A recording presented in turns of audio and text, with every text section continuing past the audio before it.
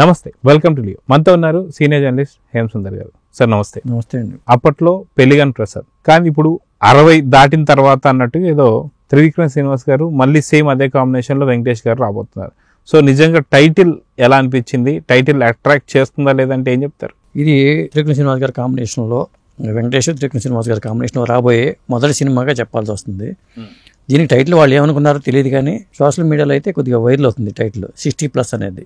సాధారణంగా త్రివిక్రమ్ శ్రీనివాస్ గారు ఏం పేరు పెడతారంటే 60 ఆ సెంటిమెంట్ ఉంది ఆయనకి. ఆయన అత్తారింటి దారేది కానీ, అజ్ఞాతవాసి కానీ కావచ్చు ఇట్లా. కాబట్టి ఆ సెంటిమెంట్ కోసం 60+ అని పెడతారా, టైటిల్ డిజైన్ ఎలా చేస్తారో, నిజంగా ఇది ఈ సినిమాని చేయబోతున్నారా అనేది తెలియదు, కానీ మొత్తానికి టైటిల్ అయితే కాస్త పాజిటివ్ టైటిల్. వెంకటేష్ గారికి అయితే యాప్ట్గా టైటిల్ అనిపిస్తుంది నాకైతే. అయితే సాధారణంగా గతంలో కూడా మనం చూసుకుంటే త్రివిక్రమ్ గారు దర్శకత్వం వహించకపోయినా సరే అంతకుముందు మాటలు కావచ్చు అవన్నీ కూడా చాలా ఆకట్టుకున్నాయి. అయితే ఆయన డైరెక్టర్ కాకపోయినా సరే ఆయన పేరే చాలా ఎక్కువగా వినిపించింది. సాధారణంగా డైరెక్టర్ పేరు కూడా పెద్దగా ఎవరు గుర్తించుకున్నటువంటి పరిస్థితి లేదు. సో ఇప్పుడు త్రివిక్రమ్ గారి డైరెక్షన్లో మొట్టమొదటిసారి విక్టరీ వెంకటేష్ గారు నటించబోతున్నారంటే ఈ కాంబినేషన్ని ఎలా చూడాలంటారు? నిజంగా ఫ్యామిలీ పాత్రలో వెంకటేష్ గారికి అప్పచెప్తే ఏ తరహాలో ఆడుకుంటారో మనం F2లో చూసాము, ఇప్పుడు సంక్రాంతికి వస్తున్నాలో చూసాము. త్రివిక్రమ్ గారి కాంబినేషన్లో రాబోయే సినిమా నాకు ఆ మధ్యన హిందీ సినిమా గుర్తొస్తుంది, బదాయి హో అనే సినిమా. ఆ తరహా కథ అయితే తండ్రి కొడుకులుగా ఈయన చేస్తే వెంకటేష్ గారు, బదాయి హో కథ ఏంటంటే పిల్లలకి పెళ్ళిడికి వచ్చిన పిల్లలు ఇంట్లో ఉన్న టైంలో భార్యకి ప్రెగ్నెన్సీ వస్తుంది. అప్పుడు ఆ హీరో పడే పాటలు కానీ, ఆ ఫ్యామిలీ పడే ఇబ్బందులు కానీ, ఓ పక్కనేమో పెళ్లి చేయాలి, ప్రేమించుకున్న అంటే పెళ్లి చేయాలి. ఈ తరహా కథాంశం మన ఒకవేళ అయి ఉంటే, ఇప్పుడు బదాయి హో రీమేక్ చేద్దామని చెప్పి అనుకున్నారు, బోనీ కపూర్ గారు వాళ్ళు అనుకున్నారు, అప్పట్లో రీమేక్ చేద్దాం అనుకున్నారు, కానీ అది దాదాపు బాగా ఆడిన సినిమా అప్పట్లో. ఈ తరహాలో బదాయి దో అని ఇంకో సినిమా వచ్చింది.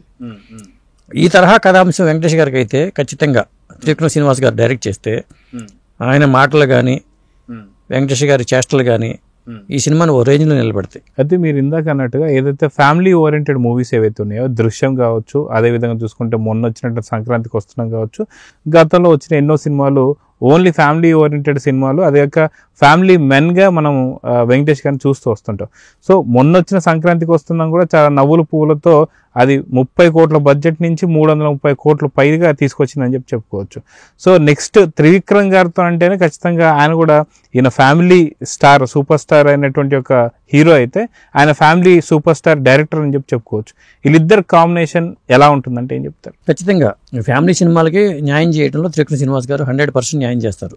అందులో మనకు అనుమానం లేదు. వెనక్కి తిరిగి చూసుకుంటే సినిమాలన్నీ కూడా ఆ తరహానే ఉంటాయి. ఇక గతంలో అతడు కూడా చెప్పాలంటే, ఇప్పుడు ఈ వెంకటేష్ గారు కూడా ఫ్యామిలీ హీరోగా ముద్రపడిపోయిన వ్యక్తి. ఆ తరహా పాత్రలు చేస్తే తను మళ్ళీ ట్రాక్లోకి వచ్చేసాడు. ఆయన సైంధవ లాంటి సినిమాలు చేసి కూడా మళ్ళీ ఫ్యామిలీ హీరోగా, ఎందుకంటే ఒకప్పుడు ఈ లోటుని సోమబాబు భర్తీ చేసేవాళ్ళు. కృష్ణ గారు పక్కా మా సినిమాలు చేసుకుంటూ వెళ్ళిపోతే సోమబాబు గారు ఫ్యామిలీ సినిమాలు చేసుకుంటూ వెళ్ళేవాళ్ళు. ఎన్టీ రామారావు గారు పక్క మా సినిమాలు చేసుకుని వెళ్ళిపోతే నాగేశ్వర గారు ఫ్యామిలీ సినిమాలు చేసుకుని వెళ్ళేవాళ్ళు.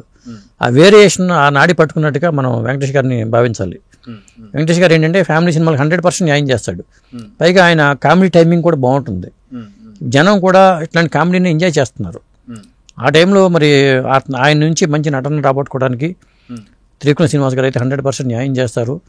పైగా ఒక వినోదాత్మకంగా ఈ సినిమా ఉంటే ఖచ్చితంగా హిట్ అవుతుంది. ఈ జనరేషన్ తగ్గట్టుగా మలుచుకోవాలి కథాంశానికి కూడా.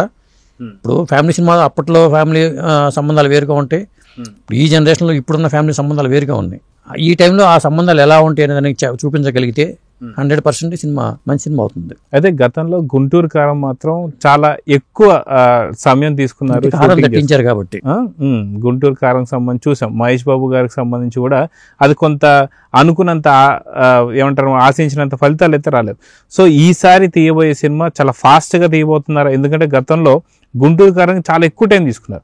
సో ఈసారి తక్కువ టైంలో తీసుకుంటారా, లేదా గుంటూరు కారం లాగా మళ్ళీ ఒక 1.5 సంవత్సరం నుంచి 2 సంవత్సరాలు టైం తీసుకునే అవకాశం ఉందంటే అంత ఉండవు నేను అనుకోవడం. ఒక 3 నెలల్లో కంప్లీట్ చేసే అవకాశాలు అయితే ఉంటాయి. ఎందుకంటే ఇలాంటి ఫ్యామిలీ సబ్జెక్టులు చేయడానికి ఆయనకి పెన్నుతో పెట్టిన విద్య, స్క్రిప్ట్ పరంగా క్లారిటీతో ఉంటాడు కాబట్టి ఖచ్చితంగా ఫ్యామిలీ సబ్జెక్టులకి VFXలో ఆడికి జోడికి పోకుండా కేవలం ఫ్యామిలీ సబ్జెక్టు, ఎంటర్టైన్మెంట్, ఇప్పుడు జనరేషన్ ఇవి దృష్టిలో పెట్టుకుని ఆయన కథ రాసుకుని ఉంటే ఖచ్చితంగా ఎక్కువ టైం కూడా పట్టదు.